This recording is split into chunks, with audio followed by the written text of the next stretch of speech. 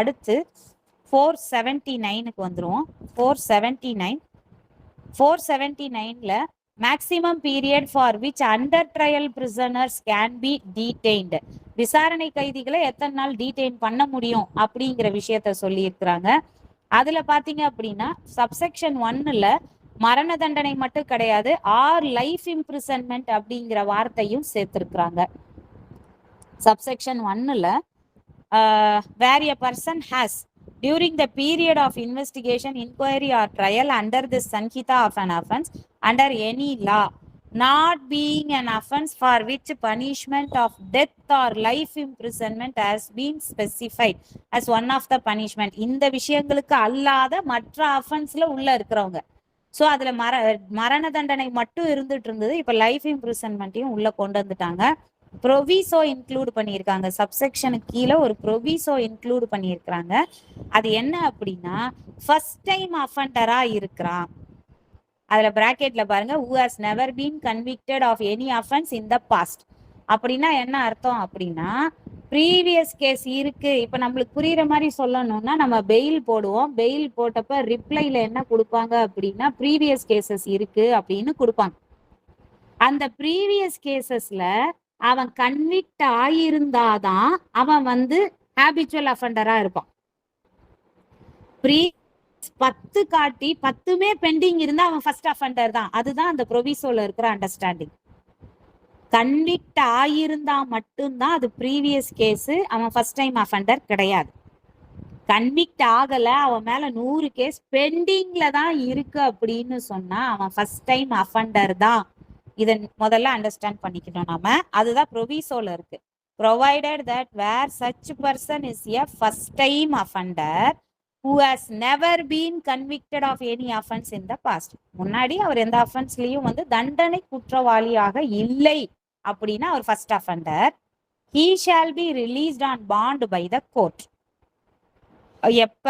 if he has undergone detention for a period extending up to 1/3 of the maximum period of imprisonment. இப்போ ஒரு அஃபென்ஸுக்கு வந்து 3 வருஷ தண்டனை தான் மேக்சிமம் அப்படின்னு சொன்ன. மேக்சிமம் அப்படின்னு சொன்னா அவர் 1 வருஷம் அனுபவிச்சிட்டார். அவர் மேல 1000 ப்ரீவியஸ் கேஸ் கூட இருக்கட்டும், ஆனா ஒண்ணுத்துல கூட அவர் கன்விக்ஷன் வாங்கல, அக்யூட்டெல்லாம் ஆயிருக்கு அப்படின்னா அதுவுமே அவர் ஃபர்ஸ்ட் டைம் அஃபண்டர் தான். கன்விக்ஷன் ஆயிருந்தா மட்டும்தான் அது வந்து அவருக்கு மேல இருக்கக்கூடிய மற்ற வழக்குகள். ஃபர்ஸ்ட் டைம் அஃபண்டர்னு கன்சிடர் பண்ணும் பொழுது கன்விக்ஷன் ஆயிருக்க கூடாது. அப்படிப்பட்ட ஒரு நபர் மேக்சிமம் 3 இயர்ஸ் இருக்கக்கூடிய ஒரு அஃபென்ஸ்ல 1 வருஷம் உள்ள இருந்துட்டாரு அப்படின்னு சொன்னா அவரை நீதிமன்றம் வந்து பாண்டு எழுதி வாங்கிட்டு அனுப்பிடலாம். பெயில் பாண்டு போடல, பாண்டு தான் போட்டிருக்காங்க. பாண்டை எழுதி வாங்கிட்டு அது சொந்தமாகவும் இருக்கலாம், ஷூரிட்டி இல்லாமலும் இருக்கலாம். அதுதான் அங்க நம்ம முன்னாடி பார்த்தோம். ஸோ அந்த விஷயத்துல இது ஒண்ணு புதுசு. ஸோ அண்டர் ட்ரையல் பிரிசனர்ஸை வெளியில விடுறதுக்கான ஒரு வாய்ப்பு. அடுத்து சப்செக்ஷன் 2. இதுல என்ன அப்படின்னா, notwithstanding anything in subsection 1 and subject to third proviso thereof. third proviso என்ன அப்படின்னா, provided also that no such person shall in any case be detained during the period of investigation. ஒரு மேக்சிமம் பீரியட் ஆஃப் பனிஷ்மெண்ட் இருக்கு அப்படின்னா அதுக்கும் மேல ஒருத்தரை வந்து under trial பிரிசனரா வைக்க முடியாது. 2 வருஷம் தான் இருக்கு தண்டனை, அவர் 3 வருஷமா உள்ள இருக்கிறாரு அப்படின்லாம் சொல்லக்கூடாது. 2 வருஷம் தான், 2 வருஷத்துக்கு உள்ளேயே அவர் வெளியில பெயில்ல போயிருக்கணும். அவரை 3 வருஷம் வச்சிருக்க கூடாது. சுனில் பட்ரா கேஸ் அதுதான். ஸோ அப்படி பாத்தீங்கன்னா அதை தான் அவங்க சொல்றாங்க. அந்த proviso, third proviso, where an investigation more than one offense or in multiple cases are pending against a person, he shall not be released on bail. இப்ப ப்ரொவிசோல சொன்ன விஷயம் வந்து ஒரு கேஸுக்கு தான். அதே அவன் மேல வேற நிறைய கேஸ் இருக்குன்னா அந்த ஒரு விஷயத்த நம்ம எடுத்துக்க வேண்டிய அவசியம் இல்லை அப்படின்னு சொல்றாங்க. அடுத்து subsection 3. Superintendent of jail, where the accused person is detained on completion of 1/2 or 1/3 of the period shall forthwith make an application in writing. நம்ம மேல பார்த்த மாதிரி எனக்கு வந்து 3 வருஷம் தாங்க மேக்சிமம் பனிஷ்மெண்ட்டே, நான் 1 வருஷம் உள்ள கழிச்சிட்டேன் அப்படிங்கிற விஷயத்த கோர்ட்டுக்கு யாரு தெரியப்படுத்தணும் அப்படின்னு சொன்னா சூப்பரிண்டென்ட் ஆஃப் தட் ஜெயில், அந்த ஜெயிலினுடைய கண்காணிப்பாளர், அவர் தான் வந்து சொல்லணும். கோர்ட்டுக்கு வந்து எழுத்து மூலமா தெரிவிக்கணும், இந்த மாதிரி இவர் வந்து இத்தனை நாள் உள்ள இருக்கிறாரு, அவருடைய ரிலீஸுக்கு ஏற்பாடு பண்ணுங்க அப்படிங்கிற விஷயத்த வந்து ரைட்டிங் மூலியமா சூப்பரண்டன்ட் ஆஃப் ஜெயில் சொல்லணும்னு சொல்றாங்க. இதான் 479 உள்ள விஷயம். 480 437 நம்ம பெயில் கேட்கிறோம், மேஜிஸ்ட்ரேட் கோர்ட்ல பெயில் கேட்கிறோம் அப்படின்னா இதுல என்ன சேஞ்சஸ் கொண்டு வந்திருக்கிறாங்க அப்படின்னு பாத்தீங்கன்னா, மேஜர் சேஞ்சுங்கிறது சப்செக்ஷன் 1க்கு கீழே இருக்கக்கூடியதுல 3வது ப்ரொவிசோ.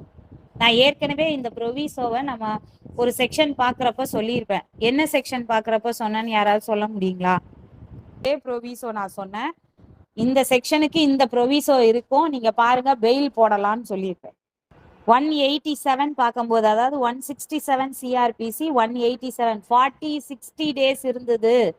அப்ப எல்லாருக்கும் ஒரு டவுட் என்னன்னா, அப்ப 40 நாள் வரைக்கும் நாங்க பெயில் போட முடியாதா அப்படிங்கிறதுக்கு எங்க கொண்டு வந்து சொல்லி இருக்கிறாங்க அப்படின்னா 480ல 3rd ப்ரொவிசோல சொல்லி இருக்கிறாங்க. Provided also that the mere fact that an accused person may be required for being identified by the witnesses during investigation or for the police custody beyond the first 15 days shall not be sufficient ground for refusing to grant bail. So witness வந்து அவர் identify பண்ண வேண்டியது இருக்கு, நாங்க இன்னும் police கஸ்டடியே எடுக்கல, எங்களுக்கு 40 நாள் 60 நாள் கொடுத்துருக்குறாங்க அப்படிங்கிற காரணம்லாம் 15 நாள் ஃபர்ஸ்ட் 15 டேஸ் ரிமாண்டு முடிஞ்ச பிறகு அவர் போடுற பெயிலுக்கு ரீசனா சொல்ல முடியாது. அதை ரீசனா சொல்லி அந்த பெயிலை டிஸ்மிஸ் பண்ணுங்க அப்படின்னு சொல்லி கேட்க முடியாது அப்படிங்கிறதா 480ல 3rd ப்ரொவிசோ சப்செக்ஷனுக்கு கீழே 3rd ப்ரொவிசோவா இருக்கு. அடுத்து நம்ம பார்க்க வேண்டியது 497 வந்து order for custody and disposal of property. இதுல எல்லாம் டைம் லிமிட் ஃபிக்ஸ் பண்ணியிருக்கிறாங்க, வேற எந்த சேஞ்சஸும் இல்லை. முன்னாடி வெயிட் பண்ணுவோம், முன்னாடி வந்து வெயிட் பண்ணிட்டு இருப்போம். இப்போ வந்து என்ன சொல்லிட்டாங்க அப்படின்னா, ஒரு ப்ராப்பர்ட்டி கோர்ட்டுக்கு வந்துடுச்சு அப்படின்னு சொன்னா 14 டேஸ் ஒரு ஸ்டேட்மெண்ட் ஒன்று ரெடி பண்ணணும். நீதிமன்றம் வந்து அந்த ப்ராப்பர்ட்டி சம்பந்தப்பட்ட போட்டோகிராஃப் ஸ்டேட்மெண்ட் எல்லாமே ரெடி பண்ணணும். அப்படி ரெடி பண்ண தேதியில இருந்து 14 நாளைக்குள்ள அந்த ப்ராப்பர்ட்டியை ரிட்டர்ன் கொடுத்துடணும் அப்படின்னு சொல்றாங்க. ஸோ ப்ரிப்பேர் பண்ற டியூரிங் இன்வெஸ்டிகேஷன் 497 வந்து இன்வெஸ்டிகேஷன் பெண்டிங் இருக்கும் போதுன்னு சொல்றாங்க. அடுத்து 530 புதுசு, 530 வந்து புதுசு. அது என்ன அப்படின்னா, electronic trial and proceedings to be held in electronic mode. So service of சம்மன்ஸாக இருக்கட்டும், இஷ்யூவன்ஸ் இருக்கட்டும், எக்ஸாமினேஷன் ஆஃப் விட்னஸஸ் இருக்கட்டும், ரெக்கார்டிங் ஆஃப் எவிடன்ஸ் இருக்கட்டும், அப்பலட் ப்ரொசீடிங்ஸ் இருக்கட்டும், எல்லாமே வந்து எலக்ட்ரானிக் மோட்லயே நடத்தலாம் அப்படின்னு சொல்லிட்டாங்க. இதான் 530 புது செக்ஷன். அடுத்து 531 ரிப்பீல் அண்ட் சேவிங்ஸ். இதை பொறுத்த வரைக்கும் ஏற்கனவே நிறைய பேர் சொல்லியிருப்பாங்கன்னு நினைக்கிறேன். ஜூலைக்கு முன்னாடி கம்ப்ளைண்ட், ஜூலைக்கு முன்னாடி எஃப்ஐஆர், அதாவது 17க்கு முன்னாடி எஃப்ஐஆர் அப்படின்னு எஃப்ஐஆர் போட்டாங்க அப்படின்னா சிஆர்பிசி ப்ரொசீஜர்ல தான் இன்வெஸ்டிகேஷன் நடக்கும். 154 சிஆர்பிசில இருந்து சார்ஜ் ஷீட் போடுற 173 வரைக்கும் சிஆர்பிசிலேயே தான் நடக்கும்.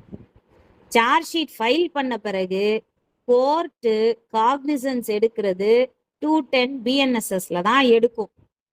ஸோ பிஎன்எஸ்எஸ் இது அங்க ஸ்டார்ட் ஆயிடும்.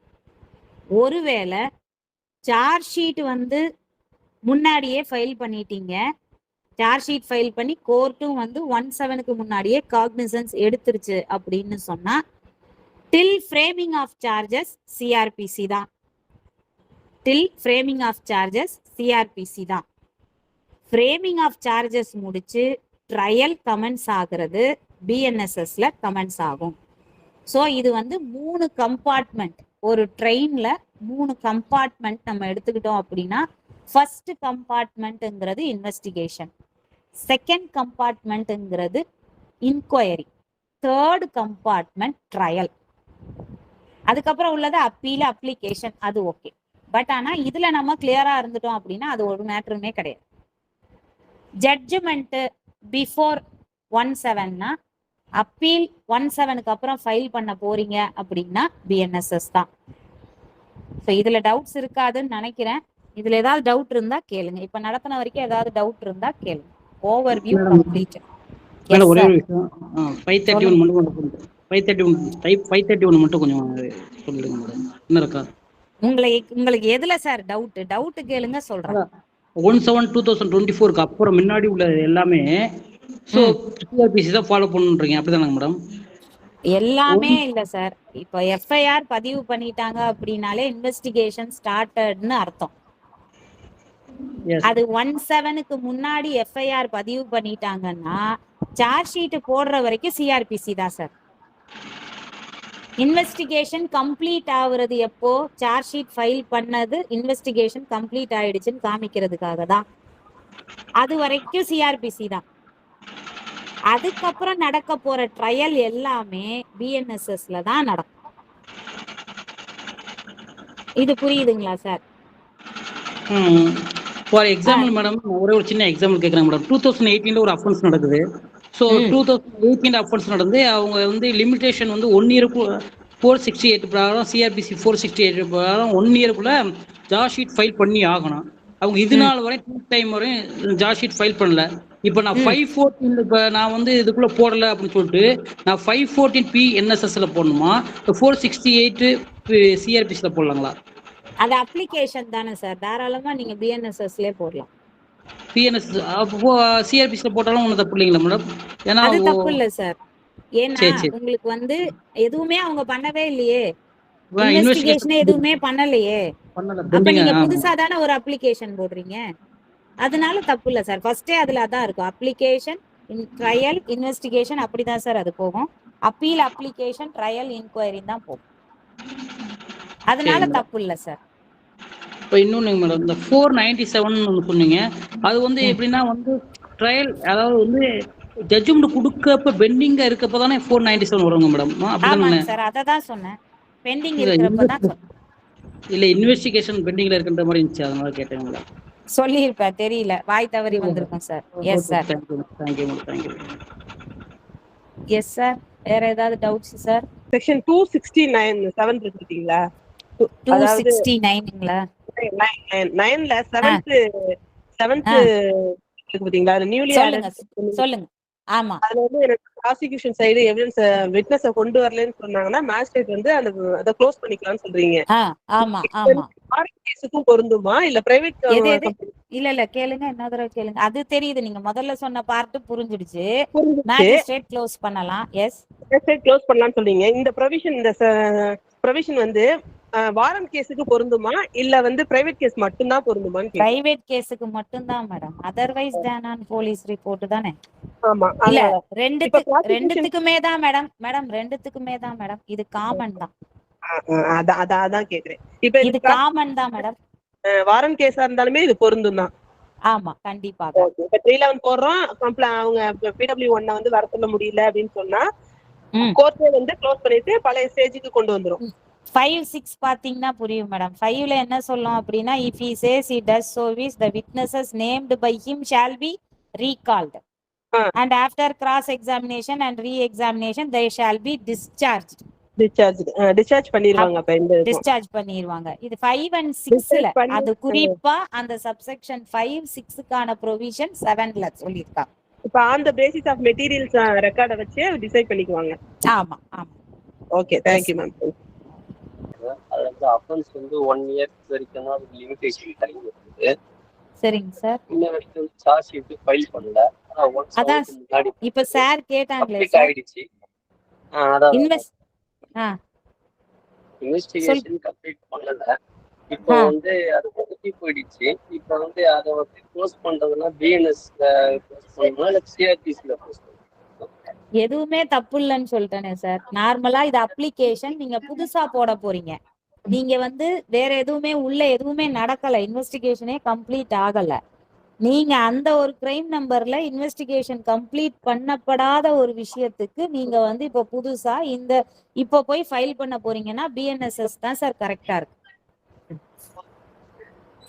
பனிஷ்மெண்ட் செக்ஷன்ஸுக்கு ரெட்ரோஸ்பெக்டிவ் எஃபெக்ட் கிடையாது சார். பட் ப்ரொசீஜருக்கு ரெட்ரோஸ்பெக்டிவ் எஃபெக்ட் உண்டு சார். அததான் சொல்ல வர்றாங்க 531ல. இப்ப 17க்கு முன்னாடி அஃபென்ஸ் பண்ணியிருக்காங்க, அதாவது 36/2024 11:59 நைட்டு 11:59 வரைக்கும் பண்ண அஃபென்ஸுக்கு ஐபிசி தான் சார். அதுக்கப்புறம் உள்ள எல்லாத்துக்குமே பிஎன்எஸ் தான். அதனால அதுக்கு ரெட்ரோஸ்பெக்டிவ் எஃபெக்ட் கிடையாது. ஆனா ப்ரொசீஜருக்கு உண்டு.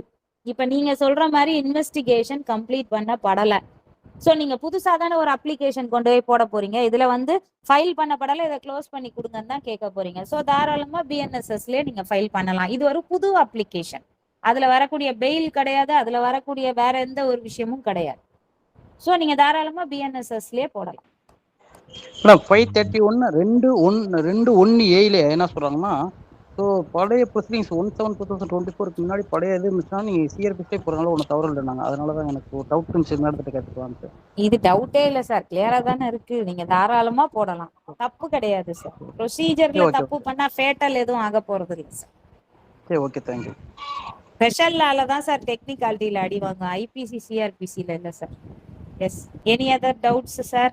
நான் கிளாஸை முடிச்சுக்கலாமா Kalidas? Thank you very much madam, thank you very much madam. ரொம்ப சிறப்பா, ரொம்ப தெளிவா பொறுமையா எடுத்து கொடுத்துருக்கீங்க மேடம். ரொம்ப கம்பேரிட்டிவா எடுத்திருக்கீங்க madam. Thank you very much madam.